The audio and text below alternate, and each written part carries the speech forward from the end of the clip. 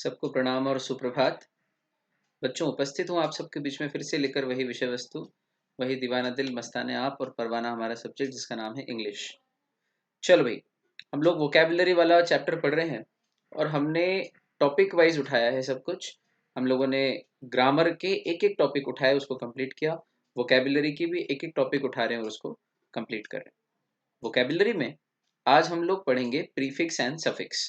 कल हम लोगों ने सिनोनिम्स, एंटोनिम्स और रूट वर्ड्स पढ़े थे। आज हम प्रीफिक्स एंड सफिक्स पढ़ेंगे and I am very confident and very sure कि आप लोगों ने जो मैंने एक्सरसाइजेस दे रखी हैं नोट्स में पीछे, जो टॉपिक पढ़ाया जाता है उसके लिए एक्सरसाइजेस हैं, क्वेश्चन बनाए गए हैं आपके लिए और उन क्वेश्चंस को आपको सॉल्व करना है। उसका फिर पीछे आंसर दिया है उससे मैच करना है और अगर आपके आंसर्स मैच कर रहे हैं तो कॉन्फिडेंस आपका बूस्ट होगा।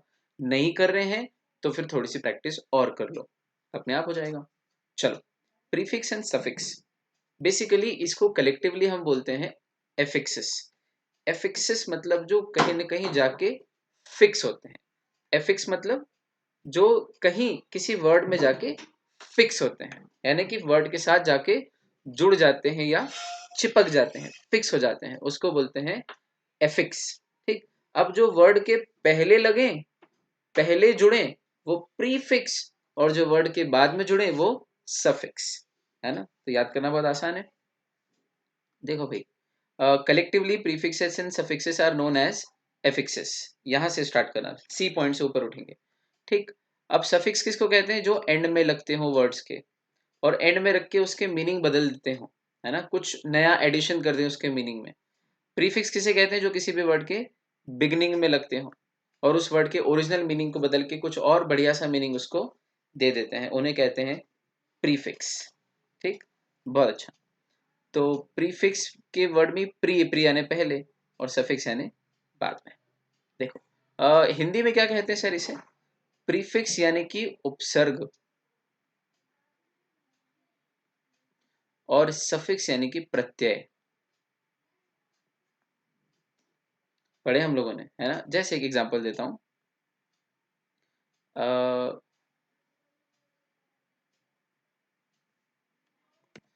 हिंदी का एग्जांपल देता हूं, पुत्र। अब पुत्र शब्द में सु उपसर्ग लगाएंगे तो बन जाएगा सुपुत्र, और अगर कु लगाएंगे इसका अर्थ होता है नेगेटिव तो बन जाएगा कुपुत्र, है ना। तो इसका मतलब ये सु क्या है या कु, ये क्या है? उपसर्ग है। ये प्रीफिक्स के एग्जांपल है हिंदी में। अब हिंदी में सफिक्स के एग्जांपल देखो आप, इधर देखो। जैसे एक शब्द है प्रकृति। ठीक। अब प्रकृति में इक प्रत्यय लगाओ, इक। तो इक प्रत्यय का रूल ये है कि जब ये लगता है तो जो फर्स्ट वर्ड होता है, फर्स्ट लेटर होता है, वो बड़ा हो जाता है, दीर्घ हो जाता है। तो प्र का दीर्घ होगा प्रा, तो ये बन जाएगा प्राकृतिक, प्राकृतिक, है ना। उसी तरह आप देखो, प्रसंग प्लस इक तो ये बन जाएगा प्रासंगिक, है ना। इस टाइप से इसका मतलब हिंदी में भी सफिक्स होते हैं जिन्हें हम प्रत्यय कहते हैं, हिंदी में भी प्रीफिक्स होते हैं जिन्हें हम उपसर्ग कहते हैं। ठीक है बच्चों, ये तो यहाँ इनकी मीनिंग लिखे हैं और ये प्रीफिक्स यानी कि उपसर्ग का एग्जाम्पल है जो मैंने इस तरफ दे दिया, और ये सफिक्स यानी कि प्रत्यय के एग्जाम्पल है हिंदी में जो यहाँ दे दी। ऐसा क्यों कर रहे हो सर आप? हिंदी का क्यों बता रहे हो? ताकि आप रिलेट जल्दी कर सको, है ना, कि हाँ इस तरह की चीजें हर भाषा में होती है, इंग्लिश में भी होती है ना। तो पुत्र में सु लगाने से अर्थ बदल गया ना, कुछ नया वर्ड मिल गया, अच्छा पुत्र। कु लगाने से बुरा पुत्र। प्रकृति यानी नेचर, यानी कि प्रकृति, निसर्ग। पर अगर हमको उसमें एक प्रत्यय लगा देंगे तो मीनिंग थोड़ा बदल जाएगा, यानी anything that belongs to nature, प्राकृतिक, नेचुरल, नेचर नेचुरल, है। चल भैया, अब कुछ सफिक्स प्रीफिक्स के एग्जांपल देखते हैं। सबसे पहले अपन प्रीफिक्स के एग्जांपल लेते हैं। तो अभी हम जो लिस्ट पढ़ रहे हैं वो पढ़ रहे हैं प्रीफिक्स की। देखो, ये प्रीफिक्स, उस प्रीफिक्स का मीनिंग और उस प्रीफिक्स से बनने वाले कुछ सैंपल वर्ड्स। सैंपल वर्ड्स का मतलब है कि उतने ही वर्ड नहीं होते, और भी वर्ड्स होते हैं, कुछ एक ही हम लोग वर्ड्स ले पाए हैं। ठीक है, चलो भाई, तो पहला वर्ड है, 1 सेकेंड,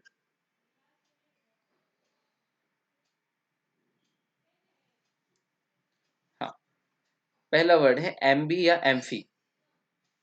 देखो मैं पिंक कलर से वर्ड पे हाईलाइट कर देता हूँ, एम्बी या एम्फी। इसका अर्थ होता है बोथ या ऑल साइड्स। जैसे कि जो पानी में और वाटर, मतलब लैंड पे, वाटर और लैंड दोनों पे, पानी और जमीन दोनों पे रह ले, वो एम्फीबियन, बोथ एम्फीबियन, है ना। जिसके दो मीनिंग निकल सकते हो, एम्बिगुअस। क्लियर नहीं हो रहा है तेरी बात, बड़ी एम्बिगुअस है, इसका ये मीनिंग है कि ये दो दो मीनिंग निकल पा रहे हैं। एम्बिडेक्स्ट्रस, जो दोनों हाथों से लिख सकता हो। वीरू सहस्त्रबुद्धे, 3 इडियट्स का virus, who could write with both the hands, है ना। तो एम्बिडेक्स्ट्रस। एम्फीबियन अभी कहा मैंने, जो जमीन पानी दोनों पे रह ले। एम्फी थिएटर, जो दोनों तरफ से खुला हो, है ना, जिसमें वो, अरे आशिकी 2 में जो थिएटर होता है ना, जहाँ वो खड़े होके गाना गाता है, सुन रहा है ना तू रो रहा हूँ मैं, तो वो जो थिएटर होता है ना, बाद में फिर उसी थिएटर में वो लेके जाता है आरोही केशव शिर्के को, फिर वहां पर वो गाना होता है ना, आपको बताया है पहले ये वाला, है ना, एम्फीबियन वाला। तो वो एग्जैक्टली वही वही जो मैंने आपको पहले बताया, एग्जैक्टली एम्फी थिएटर। चलो, ए का अर्थ होता है नहीं, ए यानी विदाउट, तो ए यानी विदाउट, तो इसके वर्ड्स हैं एटिपिकल, जो टिपिकल ना हो। एपेथी, मतलब जो, जिसमें कोई पैथी ना हो, पैथी यानी पैथोस यानी फीलिंग, पैथी यानी पैथोस से बना है, पैथोस यानी फीलिंग, जिसमें कोई फीलिंग ना हो, है ना। तेरे अंदर कोई फीलिंग नहीं, क्या यार, कितना एपेथेटिक है तू, एपेथेटिक, एपेथी है तेरे अंदर। अबैक, है ना, जो फिर से वापस आए बिना, लौटे बिना। एंटे का अर्थ होता है बिफोर, एंटी नहीं, वो anti, A N T I होता है, यानी किसी के विरुद्ध, ये है एंटे, उसके जस्ट नीचे एंटी है। एंटे यानी बिफोर। एंटीसीडेंट, जो घटना, सीडेंट यानी घटना पहले घट चुकी है, एंटीसीडेंट। एंटी डाइलुवियन यानी कि पुरानी चीजें, जो पुरानी वस्तुएं हैं, वो एंटी डाइलुवियन है। एंटे मेरिडियम, मेरिडियम के पहले, है ना, अपन लिखते हैं ना ए एम और पी एम, तो ए एम यानी ante meridiem, A N T, ante, M E R I D I E M, meridiem, ante meridiem. और पी एम यानी पोस्ट मेरिडियम। देखो एक मजे की बात है बच्चे लोग, इस चीज पे छोटा सा थोड़ा सा ध्यान देना। मैं यहाँ लिख रहा हूँ नीचे, इधर साइड में प्रीफिक्स के नीचे लिख रहा हूँ मैं ग्रीन कलर के मार्कर से, ध्यान देना।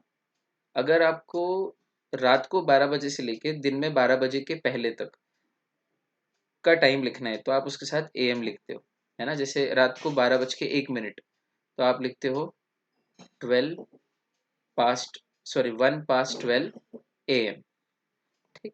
अगर आपको एग्जैक्टली रात को 12 बजे के लिखना हो, तो इसको 12 AM नहीं लिखेंगे, इसको 12 मिडनाइट लिखेंगे, ध्यान रखना ये।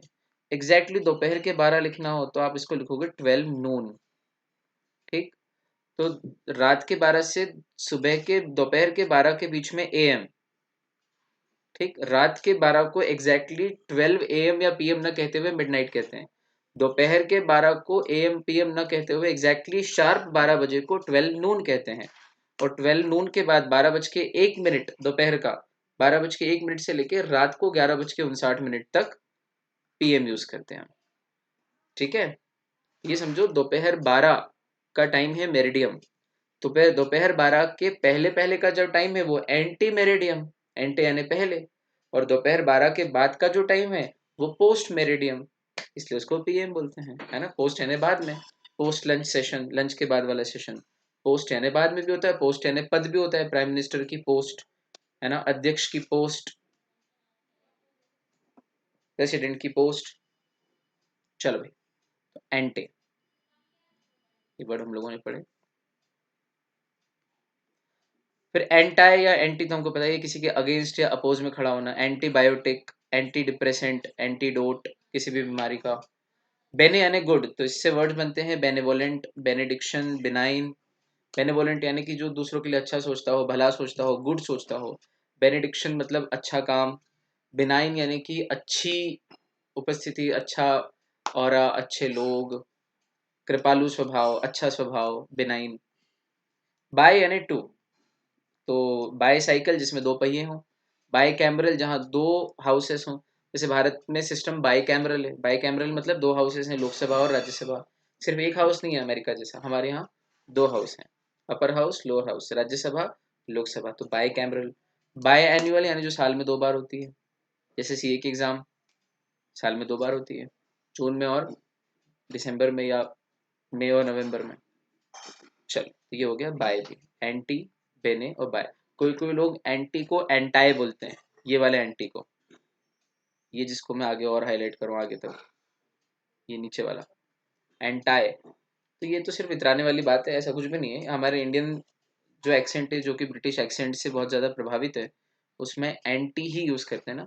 अब आपको इतरा के बोलना हो तो एंटाई डिप्रेसेंट ले रहा हूँ अभी मैं, तो जैसे बोलना हो आपको, there are people who are very pompous, who are very bombastic, and they flaunt anything that they have, they try to show of.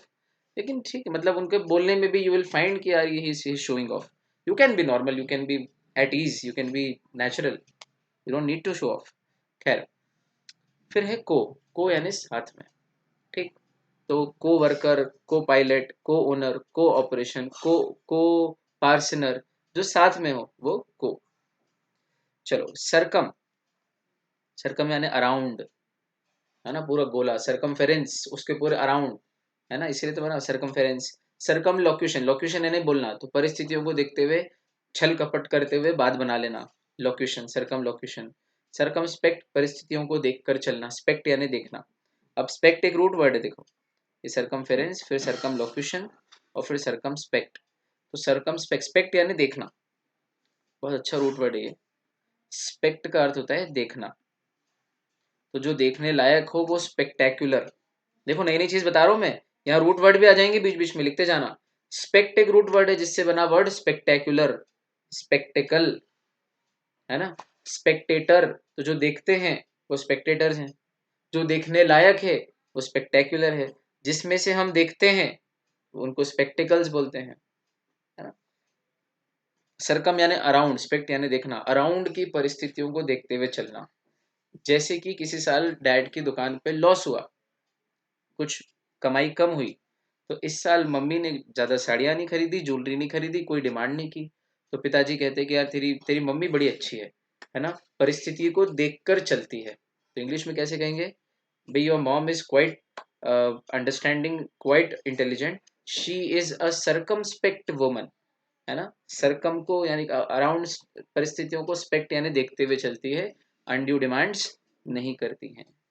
Obviously mothers are like this only, they would rather sacrifice their hobbies, uh, their belongings and their favorite things for the family। खैर, फिर है D, D यानी of या down, away, बहुत सारे अर्थ है। D value, value नीचे गिराना, डाउन करना। डी फ्रॉस्ट यानी कि फ्रॉस्ट से उसको, यानी जो जम गया है उसको पिघालना। डी रेल यानी पटरी से दूर अवे चले जाना। डीमोटिवेट यानी मोटिवेट से ऑफ, दूर कर देना, डीमोटिवेट। डिकम्पोज, है ना, बहुत सारे बना सकते हो आप। डाई का अर्थ होता है दो, तो डाइकोटोमी, डायर्नल, डायलेमा, है ना। मैंने कहा था इट्स नॉट डेलेमा या डिलेमा, इट्स डायलेमा। डाई यानी दो, लेमा यानी मार्ग, जहाँ दो मार्ग हो, इधर जाऊं कि उधर जाऊं, दुविधा, परेशानी कि यार ये ऐसे करूं या वैसे करूं। एथिकल डायलेमा भी आपने सुना होगा। डायलेमा यानी दो मार्ग। डायर्नल यानी डेली, तो वैसे ही बेसिकली वर्ड बनता है दिन दिन, हर दिन दिन, तो दो बार दिन दिन बोलना यानी कि डेली बोलना। दिनम दिनम प्रति, इति प्रतिदिनम, है ना, पढ़ा है आपने समास। तो जिसमें दिन दो बार आता हो, दिन दिन यानी कि एक बेसिकली डेली। तो ये डाइकोटोमी भी कुछ ऐसा मेडिकल टर्म है, डाई से बना है। चलो अगला है डिस, डिस यानी कि किसी के अपोज में या नॉट, इससे बने वाले वर्ड्स हैं डिसअग्री, अग्री नहीं करना, अपीयर नहीं होना, डिसअपियर, कहीं गायब हो जाना, तोड़ देना, इंटीग्रेट यानी जोड़ना, डिसइंटीग्रेट यानी तोड़ना, अप्रूवल नहीं देना, डिसअप्रूव, स्वीकार नहीं करना। डी वाई एस, देखो डी आई एस अलग है, डी वाई एस अलग है। अब डी वाई एस का देखना, डी वाई एस डिस, इसका अर्थ होता है फॉल्टी, जिसमें कुछ फॉल्ट हो। डिसफंक्शनल, जिसके फंक्शन में फॉल्ट हो। मोबाइल का या टीवी का रिमोट काम नहीं कर रहा है, मोबाइल का कोई बटन काम नहीं कर रहा है, या मोबाइल का कोई फंक्शन काम नहीं कर रहा है, तो ये डिसफंक्शन हो गया, फंक्शन फॉल्टी हो गया। डिसलेक्सिया, लेक्सिया यानी वर्ड्स, लेक्सिकॉन डिक्शनरी, लेक्स यानी वर्ड, Lex लेक्स यानी वर्ड होता है, रूट वर्ड फॉर लेक्स या वर्ड इज लेक्स, और डिस यानी फॉल्टी। तो जिसको वर्ड्स को पकड़ने में फॉल्ट हो जाता हो उसे कहते हैं डिसलेक्सिया। इफ यू रिमेम्बर, तारे जमीन पर मूवी में दरअसल सफारी को यानी ईशान को डिसलेक्सिया था, है ना, वो वर्ड्स को पकड़ नहीं पाता था, किसका क्या मीनिंग है समझ नहीं पाता था। तो वर्ड्स, अक्षर, उनके मीनिंग और कब कहाँ क्या यूज करना, इस टाइप से जो आपको तकलीफ होती है ना, और आपको स्पेलिंग नहीं याद होती है, आपको मात्रा कहाँ कौन सी लगानी है, क किसको बोलते हैं, ल किसको बोलते हैं, फिर वर्ड कैसे बनता है पूरा, ये चीज जब बच्चे के दिमाग में नहीं आती है ना, वर्ड्स को लेके, तो उसे कहते हैं डिसलेक्सिया। फिर है एम, एम यानी, एम या एन यानी कि किसी चीज को कराना, जैसे कि फोर्स, लेकिन किसी को फोर्स कराना तो ये बनता है एनफोर्स, है ना। तो हम बोलते हैं ना भाई कॉन्ट्रैक्ट एनफोर्सेबल बाय लॉ है, तो एनफोर्सेबल बाय लॉ मतलब एबल यानी कि सकते हैं, फोर्स यानी कि जोर लगाना, एन यानी कि करवाना किसी और से, कॉज टू यानी कि खुद नहीं करना, किसी और से करवाना, या पुट इनटू कहीं पे पुट करना, तो कोर्ट में पुट करना और कोर्ट से करवाना, क्या, फोर्स, कि नहीं तुझे ये कॉन्ट्रैक्ट में जो लिखा है वो फुलफिल करना ही पड़ेगा। इसका मतलब कॉन्ट्रैक्ट क्या है, एनफोर्सेबल है, एनफोर्सेबल बाय लॉ, ऐसे बनता है वर्ड एनफोर्सेबल। लॉ की भी एक बढ़िया चीज समझ में आ गई, ओ एनफोर्सेबल बाय लॉ, ऐसे बना एनफोर्सेबल, है ना। एनफोर्स में इसमें रूट वर्ड है, मतलब मेन वर्ड है फोर्स, एन प्रीफिक्स है और एबल सफिक्स है, तो en plus force plus able becomes enforceable. तो एक प्रीफिक्स भी है, एक सफिक्स भी है फोर्स में, जिससे बना एनफोर्सेबल, जिसे हम कानून में जाके फोर्सफुली लागू करवा सकें, कानून को कॉज कर सके, उनको बोल सके कि आप करो, इसको बोलते हैं एनफोर्सेबल। एबल मैं हूं और मुझे कोई एबिलिटी दे, मुझे मदद करे जिससे मैं कर पाऊं, तो he has enabled me, enable, है ना, ये हो गया। इससे वर्ड्स है एम्ब्रेस, पुट इनटू यानी गले लगाना, तो एम, एम का अर्थ होता है अंदर लेना, एन कोड कोडिंग के अंदर डाल देना या कोडिंग कराना, एम्बेडेड वीडियो की एम्बेडिंग करते हैं अपन, पुट कर देना, एनक्लोज यानी बंद कराना, एनगल्फ यानी कि निगल जाना या खत्म कर जाना किसी चीज को। चलो भाई अगले पेज पे आते हैं, 1 सेकेंड।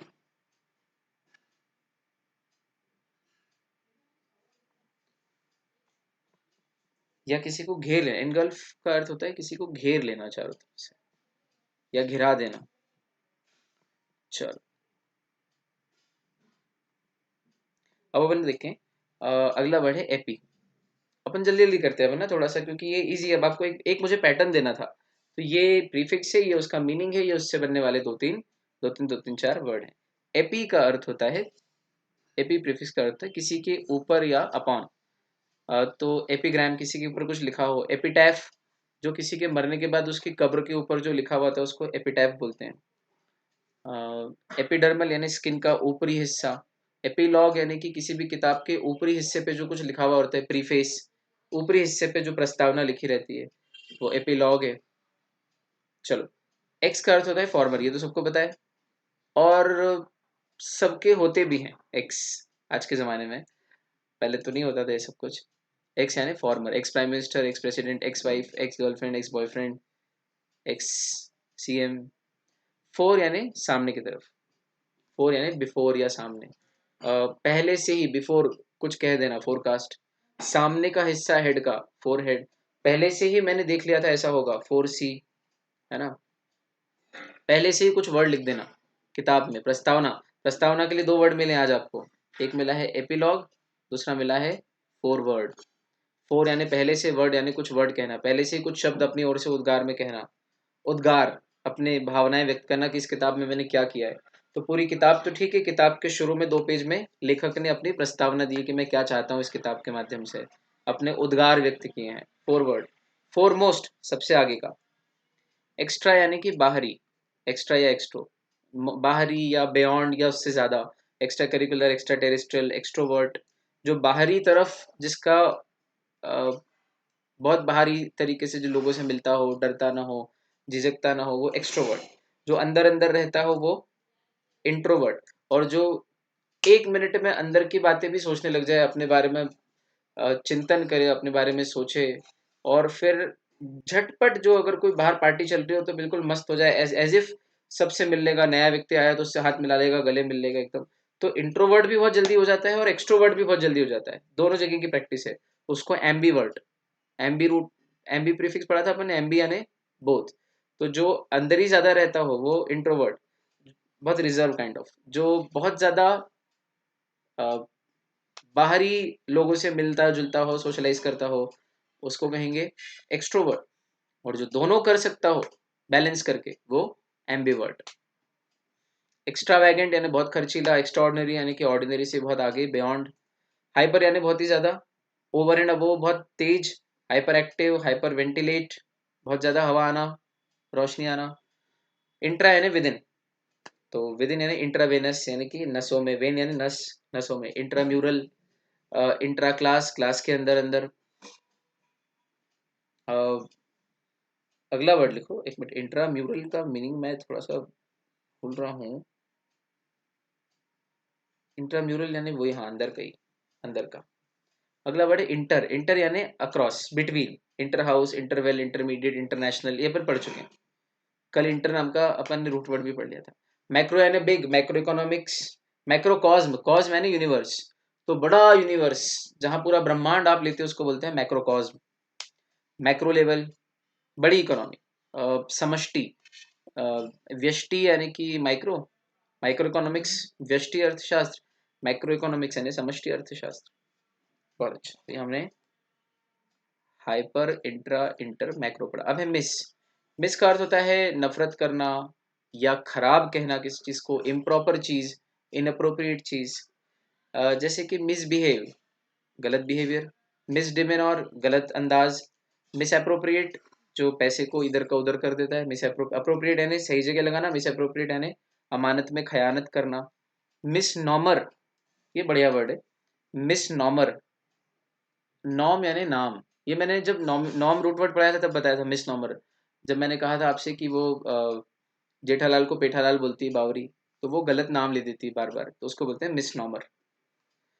मोनो यानी सिंगल, ये पढ़ चुके हम। Monolith, single stone. मोनोलॉग, जो कार्तिक आर्यन ने बोला था प्यार का पंचनामा में, याद आ रहा है?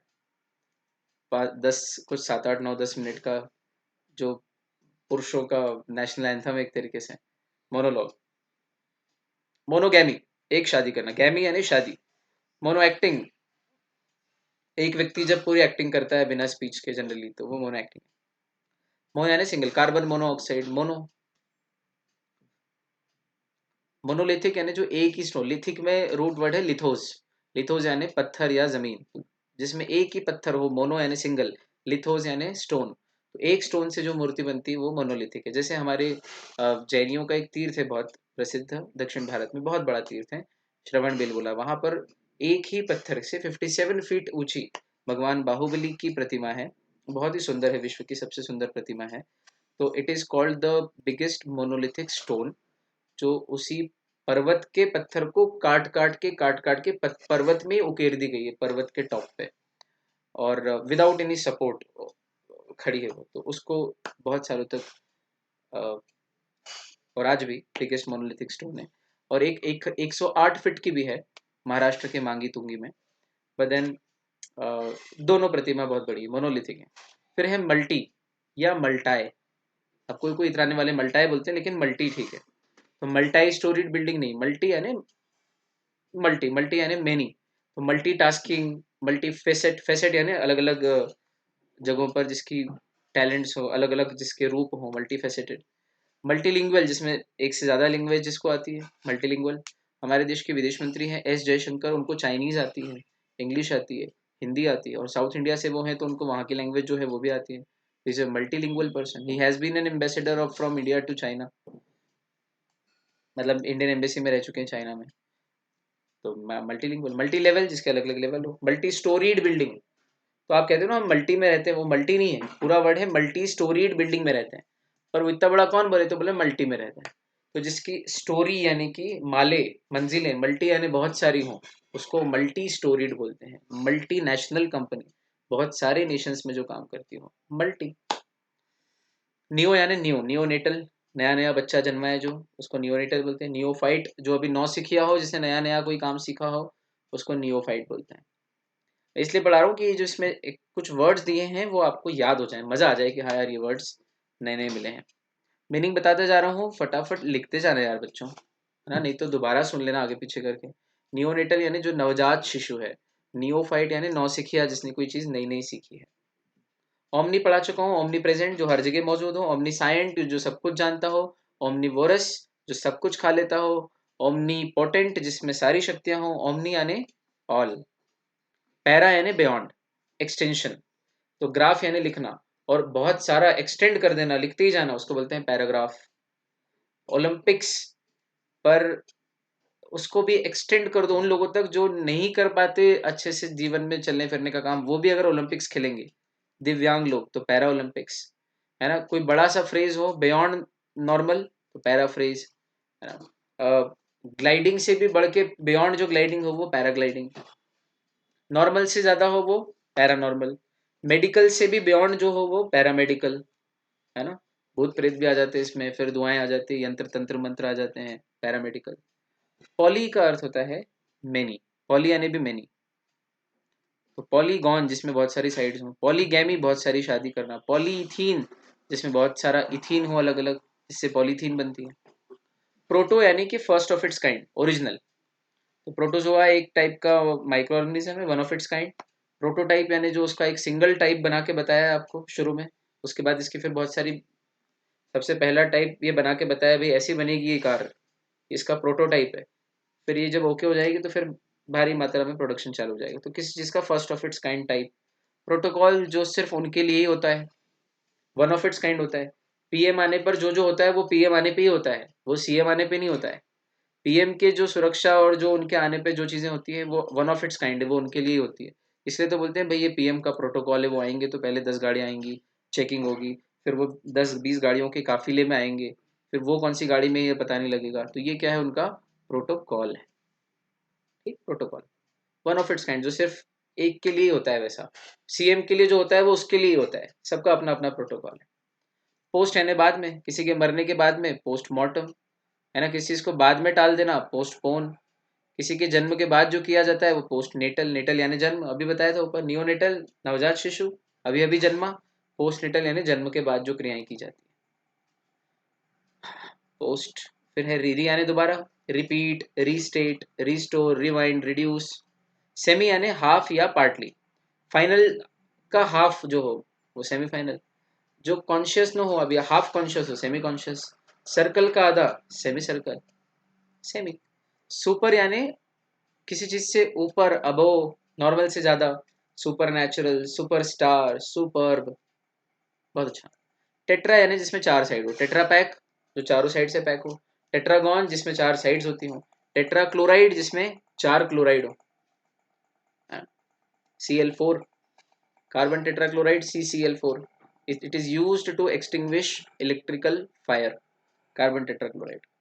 फिजिक्स के बच्चे, केमिस्ट्री के बच्चे, साइंस के भी बच्चे होंगे। ट्रांस का अर्थ होता है किसी चीज को इधर से उधर ले जाना, ये पढ़ाया था मैंने आपको, ट्रांस एक्ट। मेरी एक्ट तेरी एक्ट, तो मेरी एक्ट यहाँ से वहां गई, तेरी एक्ट वहां से आई। तेरा सामान मेरे यहाँ आया, मेरा पैसा तेरे यहाँ गया, तो हमारे बीच में हुआ ट्रांस एक्ट। है ना, अटलांटिक के उस पार, ट्रांस अटलांटिक। इस जेंडर से उस जेंडर में चले जाना, ट्रांसजेंडर। इसका ब्लड उसमें डाल देना, ट्रांसफ्यूजन। है ना, इस लैंग्वेज से उस लैंग्वेज में अर्थ कर देना, ट्रांसलेट। है ना, इधर से उठा के उधर प्लांट कर देना, ट्रांसप्लांट। ट्रांस, एक एक जगह से, एक स्थिति से दूसरी स्थिति में पहुंचना, ट्रांजिशन। हमारी इकोनॉमी का ट्रांजिशन हो रहा है अब, ओल्ड इकोनॉमी से न्यू इकोनॉमी में जा रहे हैं हम। है ना, पुराने तरीकों से और नए तरीकों में जा रहे हैं, ट्रांजिशन। अन यानी नहीं, अनविलिंग, अनकेम्प्ट, केम्प्ट यानी साफ, तो अनकेम्प्ट यानी गंदा। Usual, unusual. अन के तो बहुत है यार, अनफॉरगिवेबल, अनमैनेजेबल, बहुत सारे बन जाएंगे। अन यानी नहीं, नॉट, ऑपोजिट। यूनि यानी सिंगल, यूनिवर्सल जो एक ही हो पूरी दुनिया में, वो एक ही यूनिवर्स। यूनिसाइकिल जिसमें एक ही पहिया हो। Unilateral one sided. Unilateral mistake of fact is not void. Bilateral mistake of fact is void. याद आ रहा है? तो यूनिलिटरल है ना जो एक साइडेड मिस्टेक हो, वो वॉइड नहीं होती। Mistake of fact Indian contract act. तो यूनिलिटरल यहाँ काम आएगा आपको वर्ड। ये भैया प्रीफिक्सेस थे। जान मैंने भी लगा दी, जान आपने भी लगा दी। इतने ही प्रीफिक्स नहीं होते, और भी होते हैं, पर हमने तकरीबन मेन मेन सारे प्रीफिक्स ले लिए, उनसे बनने वाले वर्ड्स भी देख लिए। जो जो वर्ड्स कठिन थे उनके मीनिंग बताए, हर एक वर्ड का नाम भी लिया है और हर वर्ड का मीनिंग भी बताया आपको, है ना? मेहनत पूरी है। अब कुछ सफिक्सेस लेते हैं बच्चों, चलो।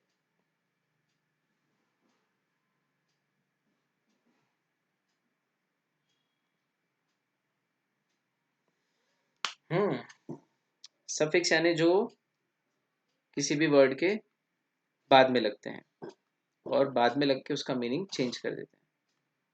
देखो, ब्लू कलर से देते हैं पूरा सफिक्स वाला पोर्शन अपन। सफिक्स, उसका मीनिंग और उसके कुछ sample words.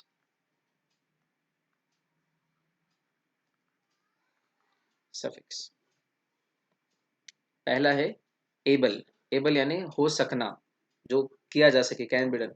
Capable, readable, convertible, enforceable, transferable, negotiable, movable, immovable. AC यानी कि किसी चीज की स्टेट या कंडीशन। बचपना, इन्फेंसी, नवजात बच्चा। Privacy, the state of being private. Agency, the state of being agent.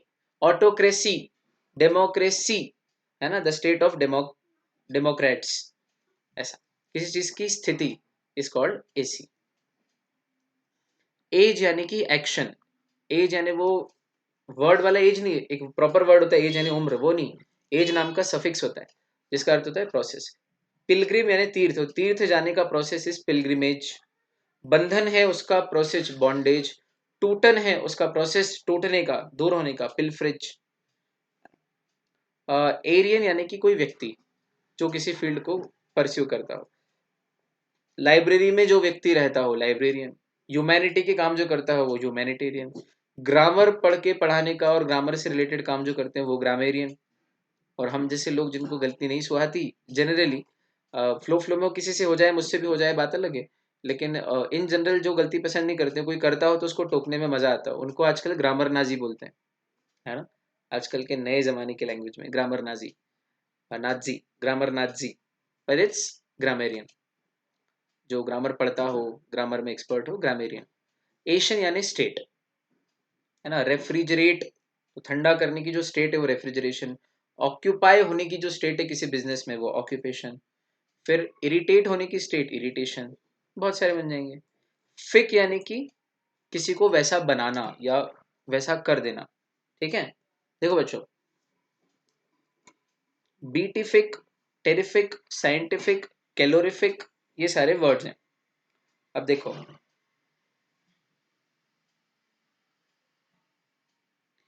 बीटिफिक का अर्थ होता है किसी को सुखी करना, मंगलदायक। एशन हो गया फिक। बीटिफिक, सुखी करना। टेरिफिक, डराना।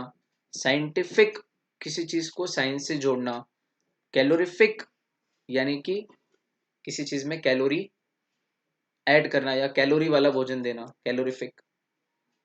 ठीक। चलो, फिर है फुल। फुल यानी कि जिससे वो भरा हुआ हो, यानी कि उसके लिए जाना जाता हो, जैसे कि हैंडफुल। होपफुल, कितना है भाई? पूरा हाथ भरा हुआ है। हैंडफुल ऑफ वर्क, काम बहुत है। होपफुल, मैं उम्मीद से भरा हुआ हूँ। प्लेफुल, खेलकूद से भरा हुआ हूँ। स्किलफुल, स्किल से भरा हुआ हूँ, स्किल के लिए जाना जाता हूँ, वैसा। इफेरस यानी कि जो उस चीज को प्रोड्यूस करता हो या धारण करता हो, जैसे वोसिफेरस। कैल्सिफेरस, जो कैल्शियम को धारण करता हो। लैक्टिफेरस यानी जिसमें लैक्टोज या दूध हो। वोसिफेरस का अर्थ होता है, वन सेकेंड, वोसिफेरस यानी कि जो बोलने में नहीं डरता हो, जो अपनी बात रख देता हो, उसे कहते हैं vociferous. Carrying words, the one who carries words, जो अपनी बात बोलता हो, वोसिफेरस। ईज में यानी कि किसी चीज के बारे में आपका बिलीफ या फेथ, है ना? आप सिद्धांत जिसको मानते हो, डॉक्ट्राइन। जैसे कि थीज्म, देखो बहुत मजेदार वर्ड है ये, इसका मीनिंग बताता हूँ। THE,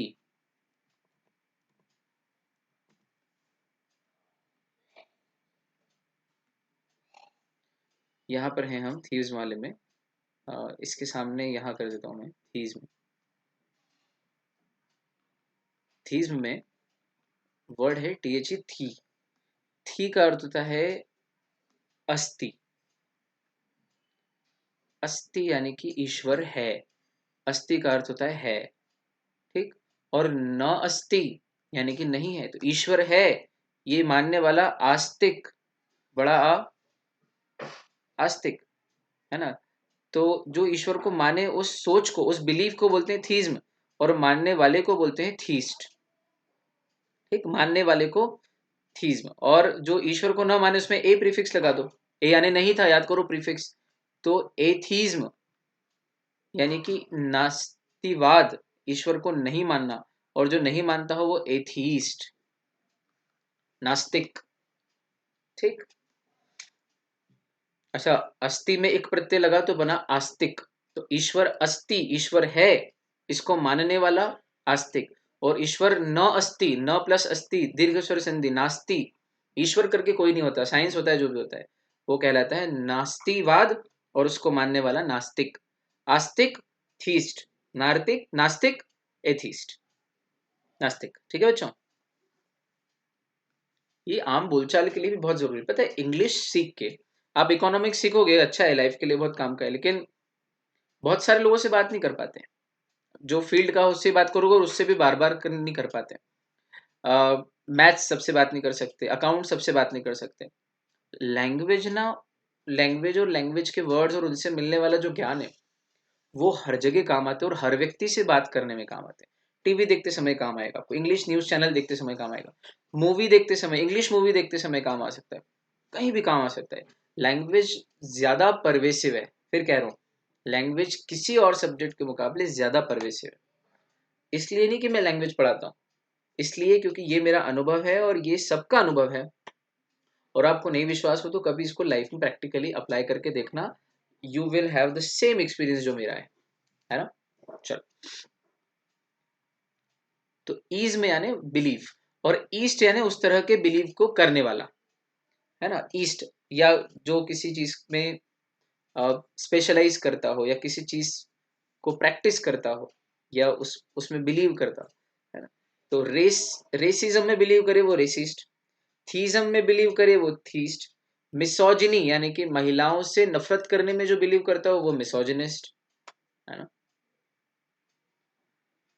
चलो, अच्छा, ये वर्ड्स के मीनिंग, थीज में यानी नास्तिकवाद, एंटागोनिज्म यानी कि एंटागोनिज्म यानी कि जिसमें नेगेटिव कैरेक्टर को या विलेन को ज्यादा महत्व दिया जाता है, वो एंटागोनिज्म है। और जहां हीरो को ज्यादा महत्व दिया जाए, नायक को, वो प्रोटागोनिज्म है। प्रोटागोनिज्म और एंटागोनिज्म। फिर रीजनलिज्म, क्षेत्रवाद, आमचा महाराष्ट्र, और हमाओ बुंदेलखंड, हमारा मध्य प्रदेश, नहीं यार, मेरा हिंदुस्तान, हमारा हिंदुस्तान। तो ये क्षेत्रवाद मत करो, महाराष्ट्र, बिहार, मध्य प्रदेश, गुजरात, राजस्थान, आंध्र प्रदेश, तेलंगाना, तमिलनाडु, कर्नाटका, कन्नड़ा, कर्नाटका, नहीं यार, no reason, one India. Fanaticism, किसी का फैन होना, बिल्कुल पागल जैसा। हीरोइज्म, हीरो बनने की बात करना, हीरोपंती। बैप्टिज्म यानी कि ब्रह्मचर्य धारण करने का एक तरीका होता है, क्रिश्चियनिटी में बैप्टिस्ट, जो सारी वल्गर चीजें हैं और गलत चीजों को छोड़ के ब्रह्मचर्य धारण कर लेते हैं, बैप्टिज्म। प्लेजियारिज्म, ये बढ़िया वर्ड है, प्लेजियारिज्म यानी कि साहित्यिक चोरी, है ना। The one who does this, the one who believes in doing this is called plagiarist. जैसे कि प्रीतम दा ने कोई धुन चुरा ली किसी फिल्म की, हॉलीवुड की, और उस धुन को मिला जुला के हिंदी में गाना बना दिया, ये उन्होंने क्या किया, प्लेजियारिज्म। या किसी किताब या किसी और मूवी की स्क्रिप्ट को चोरी करके पिक्चर बना देना, प्लेजियारिज्म। साहित्यिक या लिटरेरी आइटम्स की चोरी करना, चाहे वो धुन हो, गीत हो, गीत के बोल हो, या कोई मूवी हो, मूवी की स्क्रिप्ट हो, या नॉवेल हो, किसी भी चीज को चुरा लेना, ऑफिशियली परचेज न करना, रॉयल्टी न देना, बल्कि चुरा लेना, इज नोन एज प्लेजियारिज्म। फिर वापस आ जाते हैं अपन, जो अपन ने स्टार्ट किया था, रेसिस्ट, जो रेसिज्म में बिलीव करता है ना, ये रेस वो रेस, ये काला गोरा, अफ्रीकन, यूरोपियन, एशियन, ऐसा रेसिस्ट। मिसोजिनिस्ट मैंने आपको बताया था, महिलाओं से नफरत करना। इसमें दो रूट वर्ड है, मिस यानी नफरत, जिन, जीवाइन, जिन यानी महिला। जिन गायनेकोलॉजी, गायनेकोलॉजी यानी महिलाओं की स्टडी, बॉडी की। तो जिन यानी महिला। मिस यानी नफरत। मिसोजिनी यानी कि महिलाओं से नफरत, और जो उसमें बिलीव करता हो वो मिसोजिनिस्ट। आया, मिसोजिनिस्ट। फिर है ईएस या अस। ईएस या अयस। अस, तो जिसका अर्थ होता है कि जो उसमें, जो चीज उसमें कैरेक्टर में हो, जो चीज उस चीज के कैरेक्टर में हो। जैसे रिलीजन जिसके कैरेक्टर में, वो रिलीजियस व्यक्ति। जो जेलेसी जिसका कैरेक्टर हो, वो जेलस। जो पवित्रता धारण करे वो पायस, है ना, शुभ, पवित्र, पायस। फिर आइन यानी कि उसके जैसा जिसमें कैरेक्टर। तो मिलते जुलते होते हैं ना, जैसे आयस भी होता है, आइन भी होता है, कहीं आयस का यूज होता है, कहीं आइन का यूज होता है। Feline, supine, serpentine. अब देखो, फेलाइन का अर्थ होता है बिल्ली। फेलाइन का अर्थ होता है बिल्ली जैसा। सुपाइन यानी लापरवाह। फेलाइन मतलब जो बिल्ली जैसा, है ना, बिल्ली जैसी आंखें, अपन बोलते हैं इसकी बिलौरी आंखें, तो ही इज ए फेलाइन या she is a feline. Supine यानी जिसमें लापरवाही का कैरेक्टर हो। सरपेंटाइन यानी जिसमें सांप जैसा कैरेक्टर हो, जैसे मेरे जैसा कोई डसता हो, है ना, तो उसको क्या बोलेंगे, सरपेंटाइन। ऐसा मत करो यार, ऐसा कोई डसा ही नहीं मैंने अभी तक तो आपको। तो अपनी लाइव क्लास होती ना क्लासरूम में, तो बहुत सारा डस सकता था, और ऑनलाइन में इतना कोई स्कोप नहीं है, फिर भी कभी ट्राई करेंगे। सरपेंटाइन, सरपेंट यानी सांप, जिसमें सांप जैसे कैरेक्टरिस्टिक्स हो, फुफकारता हो, डसता हो, काटता हो। आइव यानी कि जिसमें वैसा नेचर हो। इंक्विजिटिव, जिज्ञासु, हर चीज में प्रश्न पूछता है, ऐसा क्यों, फिर ऐसा क्यों, फिर ऐसा क्यों नहीं करा। तो वो जो इंक्विजिटिव नेचर। इन्फॉर्मेटिव, जिसमें बहुत जानकारी भरी हो। अटेंटिव यानी कि जो बहुत ध्यान से सुनता हो, तो जिसमें वैसा नेचर हो, वो आइव। ऑइड यानी कि जो रिजेंबल करता हो, जैसे कि स्टेरॉइड। एंथ्रोपॉइड यानी जो इंसान जैसा हो। ओवॉइड यानी जो ओवो, अंडे जैसा हो। ओवो, अवॉइड नहीं है, ये अवॉइड नहीं है, ओवॉइड है। देखो, वर्ड है ओवो। ओवो का अर्थ होता है अंडा। इसी से ओवल शेप बना है, अंडे जैसा शेप। ओवो, ओवल, ओवरी, है ना। ओवरी जो ह्यूमन बॉडी में होती है महिलाओं में, उसका भी अर्थ है अंडाशय, जहाँ पे अंडा होता है ना। विच देन विच वेन,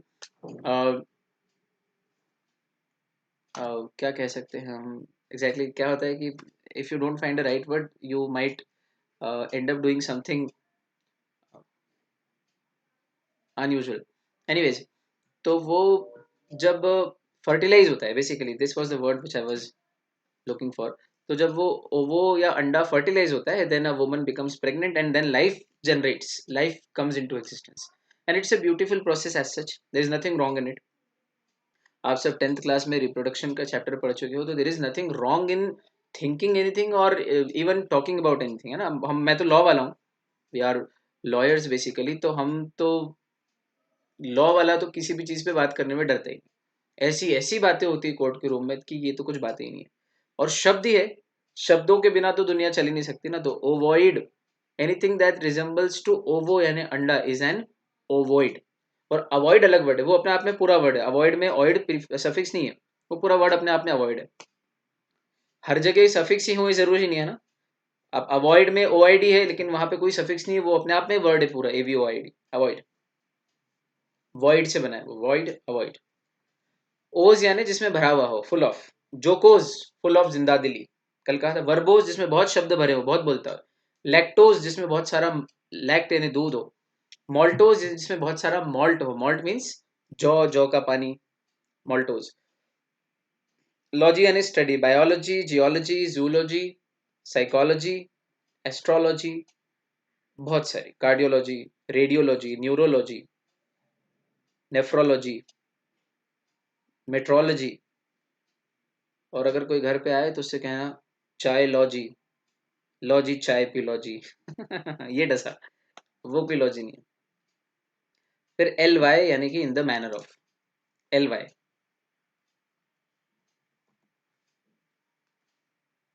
ये हो गया, ये हो गया, एल वाई। मदरली, माँ जैसा, माँ के मैनर में। फादरली, पिता जैसा, पिता के मैनर में।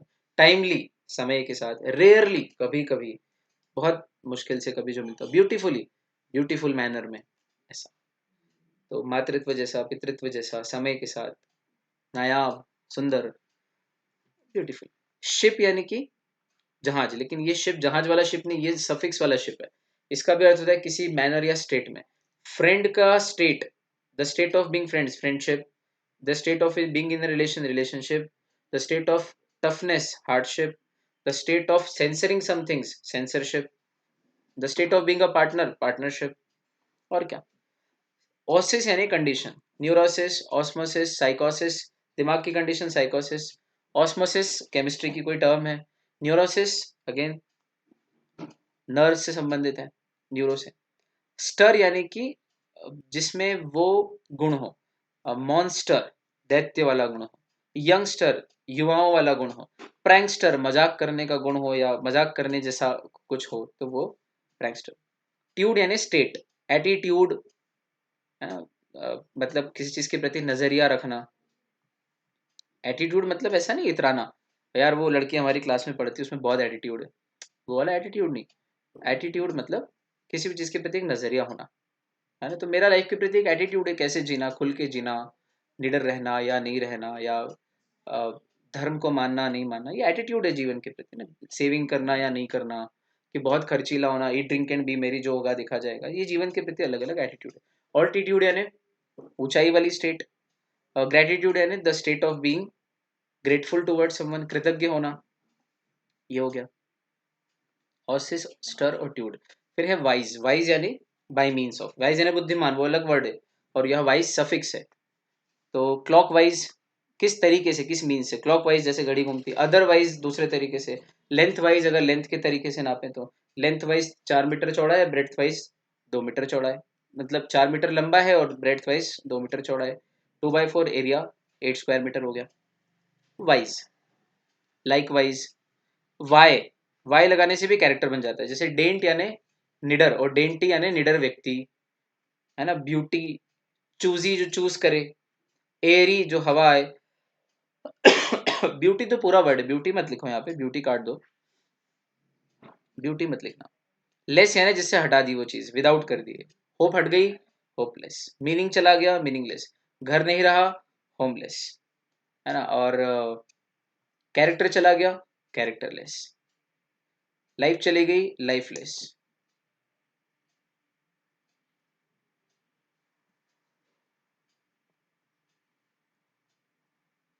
वाह, तो ये सारे हमने सफिक्सेस पढ़े। चलो बच्चों, फ्रेजल वर्ब क्या होते हैं देखो। A phrasal verb is a group of words that function as a verb, है ना। तो phrasal verb is a group of words that function as a verb. देखो, कुछ फ्रेजल वर्ब्स हम आज करते हैं अगर हो पाए तो, और नहीं तो फिर कल तो करेंगे इसी सारी, समय के हिसाब से हम देख लेंगे कितनी कर पा रहे हैं। चलो एटलीस्ट बात करते हैं फ्रेजल वर्ब्स के बारे में। देखो, फ्रेज किसे कहते हैं पहले तो इस पे चर्चा करते हैं। तो याद करो फ्रेज की डेफिनेशन क्या थी, group of words that make sense but not complete sense, उसको बोलते हैं फ्रेज। ये फ्रेज की परिभाषा है ना। बहुत अच्छा। इसका मतलब फ्रेज हमेशा ग्रुप ऑफ वर्ड्स होगा। ग्रुप ऑफ वर्ड्स मतलब हमेशा वन वर्ड से तो ज्यादा ही होगा, वन वर्ड से बड़ा होता है ग्रुप ऑफ वर्ड्स, है ना। अगर मैं कह रहा हूँ ग्रुप ऑफ वर्ड्स मतलब कितने वर्ड होंगे, एक वर्ड नहीं ना। ग्रुप ऑफ वर्ड बोला मतलब दो या दो से ज्यादा वर्ड्स। तो ग्रुप ऑफ वर्ड्स जो वर्ब के तौर पे फंक्शन करते हैं, जो पूरा क्यूमुलेटिवली पूरा ग्रुप ऑफ वर्ड्स अपने आप में एक वर्ब माना जाता है, उसको बोलते हैं फ्रेजल वर्ब। अब आया फ्रेजल वर्ब का नाम, फ्रेजल वर्ब क्यों पड़ा, क्योंकि ग्रुप ऑफ वर्ड्स को हम फ्रेज बोलते हैं, है ना। तो वो ग्रुप ऑफ वर्ड्स जो पूरा का पूरा ग्रुप ऑफ वर्ड्स वर्ब का काम करता हो, वो कैसी वर्ब है, ग्रुप ऑफ वर्ड्स के कारण फ्रेज है, और वर्ब तो है ही। इसका मतलब कौन सी verb, phrase plus verb, phrasal verb. देखो समझाता हूँ, एग्जाम्पल दिया है नीचे उन्होंने, लुक आफ्टर। अब लुक आफ्टर में कितने वर्ड्स हैं, लुक आफ्टर में कितने वर्ड्स हैं, दो वर्ड्स, लुक और आफ्टर, है ना। लुक आफ्टर में दो वर्ड्स हैं, दो वर्ड्स मतलब एक वर्ड से ज्यादा, एक वर्ड से ज्यादा मतलब फ्रेज, फ्रेज हो गया। और ये पूरा लुक आफ्टर काम किसका कर रहा है, वर्ब का। लुक आफ्टर का अर्थ है देखभाल करना, इसका मतलब ये एक वर्ब का काम कर रहा है, फंक्शनिंग एज अ वर्ब, लेकिन ग्रुप ऑफ वर्ड है, तो group of word which functions as a verb is called phrasal verb. Phrasal verb समझ आया? फ्रेजल वर्ब किसे कहते हैं? उस तरह लुक फॉर यानी किसी को ढूंढना, फिर look out to be careful यानी कि किसी इमिनेंट डेंजर को, जो डेंजर नजदीक आ चुका है उसको अवॉइड करना, बच जाना। लुक आउट फॉर हिम, हाँ he is going to hit you, तो उससे बचो, लुक आउट, ध्यान देना। तो फ्रेजल वर्ब भी बोलने में सुंदर लगती है, स्पोकन में ज्यादा यूज होती है, लिखने में कम यूज होती है ना? इफेक्टिवली कम्युनिकेट करना हो स्पोकन इंग्लिश में तो फ्रेजल वर्ब्स अच्छी लगती है। लिखने में नहीं यूज होती है ऐसा नहीं बोल रहा हूँ, पर कम यूज होती है। ठीक, स्पोकन तो लिटरली पैक्ड है, लिखा है मैंने यहाँ पे इसमें नोट्स में लिखा है, spoken English is literally packed with phrasal verbs. ज्यादा से ज्यादा स्पोकन इंग्लिश में फ्रेजल वर्ब्स ही यूज होती हैं, है ना? लैंग्वेज फ्रेंडली हो जाती है, इजी टू अंडरस्टैंड हो जाती है, इजी फ्लोइंग हो जाती है, बोलने में भी मजा आता है ना? और थोड़ी सी इनफॉर्मल भी, लेस फॉर्मल लगती हैं बातचीत करने में। अगर आप कोई एकेडमिक ऐसे लिख रहे हो या फॉर्मल डॉक्यूमेंट लिख रहे हो, तो आप थोड़ी बहुत फ्रेजल वर्ब्स तो यूज कर सकते हो, लेकिन ज्यादा यूज फ्रेजल वर्ब्स का आप अवॉइड करते हो। आप डॉक्यूमेंटेशन करते हो कोर्ट में, अपनी पेटिशन लिखते हो कोर्ट में, अपना रिप्लाई देते हो कोर्ट में, आरओसी को कुछ डॉक्यूमेंट सबमिट कर रहे हो, तो आप जनरली फ्रेजल वर्ब्स का प्रयोग नहीं करते। लेकिन बोलचाल की भाषा में या नॉवेल वगैरह लिख रहे हो कुछ ऐसा बढ़िया सा नॉवेल यूथ के लिए या सिंपल स्टोरी टाइप का, तो आप उसके अंदर फ्रेजल वर्ब्स का प्रयोग कर सकते हो। फ्रेजल वर्ब्स थोड़ा छोटा भी कर देती हैं, बड़े सेंटेंस को छोटा कर देती हैं फ्रेजल वर्ब्स, है ना? एक सिंगल फ्रेजल वर्ब से आप यूज कर सकते हो, he was taking care of me, तो कितना इजी हो जाता है ना? He was there, he constantly checked whether I am taking my medicine on time और नॉट, इतना सारा बोलने के बजाय he was taking care of my medical health. Taking care, take care से बनाए, टेक केयर यानी कि ध्यान रखना, ध्यान रखना में सब आ गया। तो बड़े बड़े वर्ड्स को छोटा हो जाता है, बड़े बड़े सेंटेंसेस भी छोटे हो जाते हैं, फ्रेजल वर्ब यूज कर लो, काम हो जाता है ना? चलो भाई, तो ये मैंने मीनिंग, एग्जाम्पल, यूसेज भी मैंने जो इसमें लिखा है वो बोल दिया, और एडवांटेजेस भी सारे कह दिए हैं बात बात में। ठीक, चलो कुछ एग्जाम्पल्स देखते हैं फ्रेजल वर्ब्स के।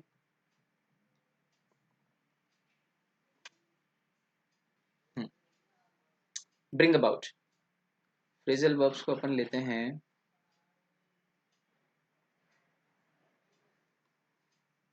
ऑरेंज से।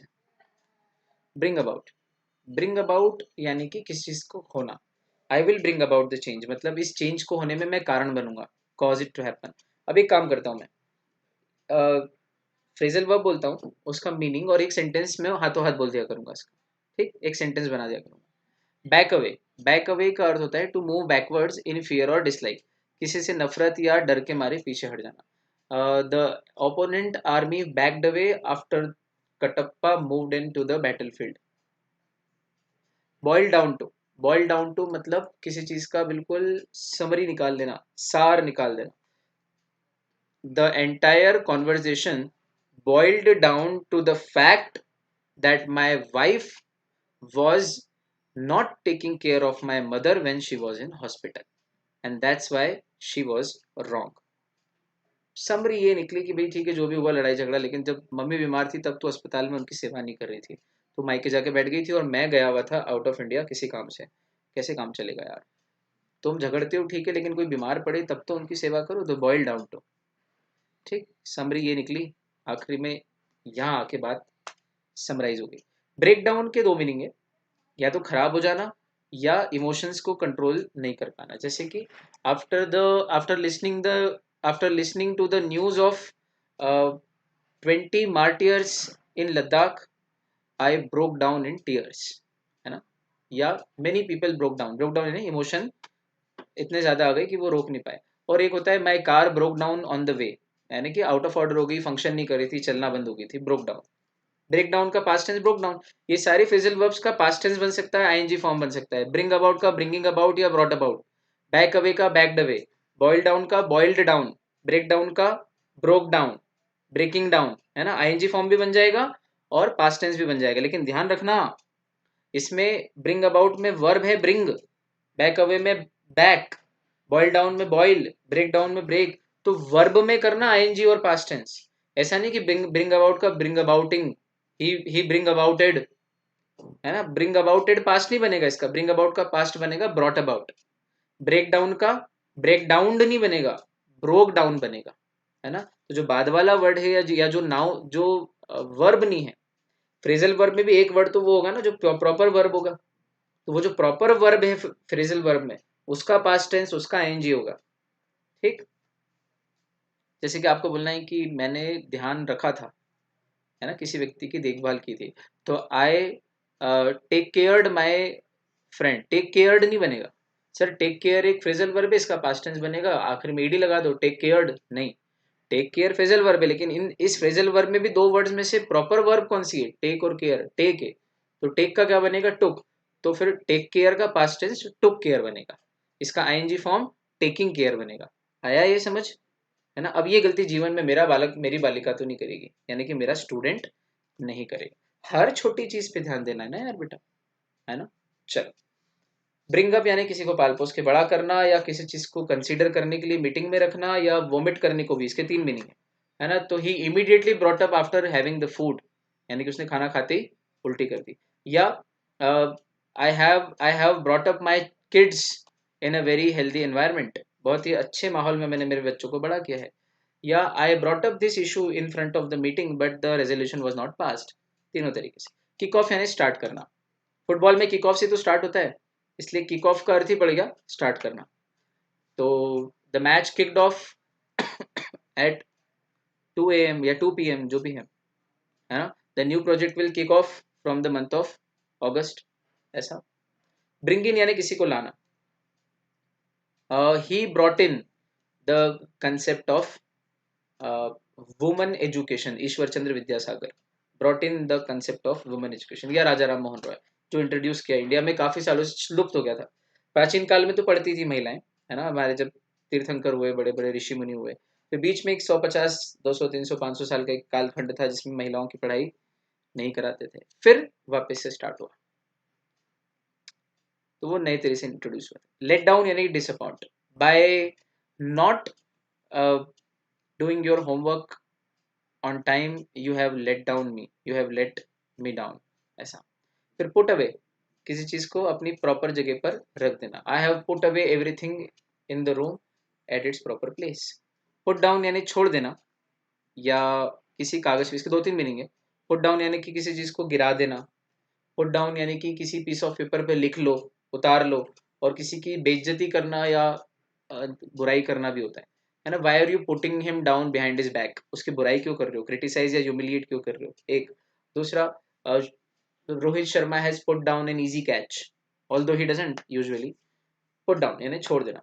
और एक, भाई what ever I am telling you or whatever I am speaking in the class, I am sure you are putting it down in your notebook. Put down यानी piece of paper पे लिख भी लेना, ये put down का meaning है। चलो भाई, मेरे हिसाब से आज के लिए अपन इतना ही करते हैं। कुछ और भी हैं, बहुत सारी हैं, मेरी इच्छा है मैं सारी कराऊं, क्योंकि वही करो तो हद करो, नहीं तो रद्द करो, छोड़ो क्यों कुछ भी। तो बेटा ये इतनी है, बाकी तुम कर लेना। नहीं यार, एक एक बार मैं सारी बता दूं और एक एक सेंटेंस भी बना के बता दूं, है ना, थोड़ी प्रैक्टिस हो जाएगी, थोड़ा सा लॉजिक आ जाएंगे कि अच्छा इसको ऐसे पढ़ते हैं, इसका ऐसे अर्थ निकालते हैं, आने लगता है ना। ज्यादातर सुनो किसी चीज को तो वो आने लगती है, वो कंसेप्ट आने लगती है फ्रेजल वर्ब की, वो ईडीएम की कंसेप्ट, वो सिनोनिम एंटोनिम की कंसेप्ट। तो कुछ प्रैक्टिस कराना तो टीचर का कर्तव्य है। मेहनत में टीचर अगर ही बेईमानी करेगा तो फिर बच्चा तो बहुत ज्यादा करेगा, और teacher has to be honest and diligent. तो मैं पूरी करूंगा, आप भी मेरे साथ पूरी कर रहे हो इस विश्वास के साथ। आज के लिए बच्चे लोग, हम लोग इतना ही करते हैं, समय अपना फिर ज़्यादा हो जाएगा, बड़ा लेक्चर अपने को करना नहीं है बहुत बड़ा, तो थोड़ा थोड़ा रोज करते हैं। आप लोगों ने सुना, अनुग्रहित हूँ, अगली मुलाकात करते हैं कल। तब तक के लिए bye bye, take care and keep smiling all of you, thank you so much.